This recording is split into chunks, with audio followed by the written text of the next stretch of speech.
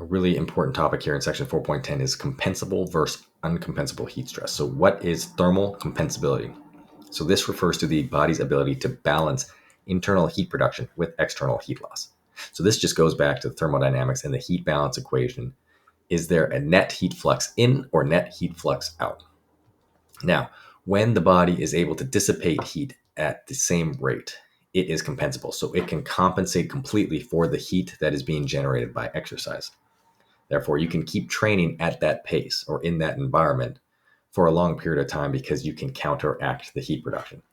However, if the body is incapable of offloading that heat, then it becomes uncompensable because you're generating or you're taking on heat gain faster. And that's going to lead to heat storage until you hit your upper thresholds, which lead to hyperthermia, fatigue, and failure.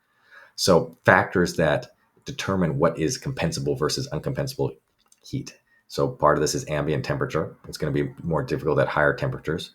Humidity, which will impact the effectiveness of evaporation.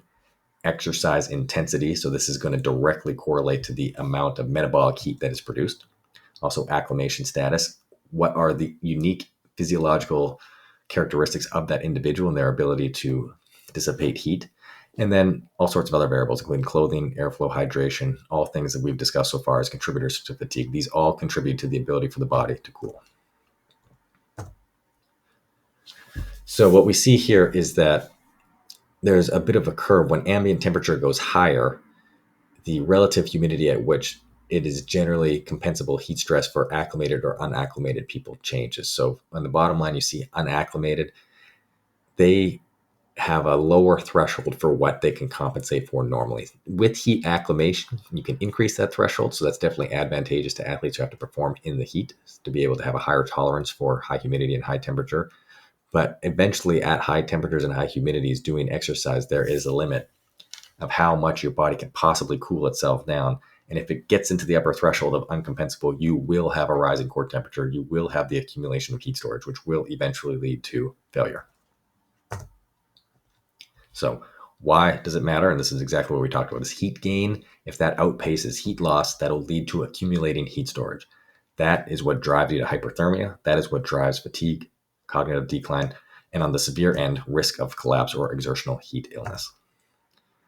So this chart is a really good example of someone at moderate intensity work generating 600 watts of heat. Now, if you look at ambient temperature, at really low ambient temperatures, you'll see that their evaporative heat loss goes through a curve, and then dry heat exchange goes through a curve.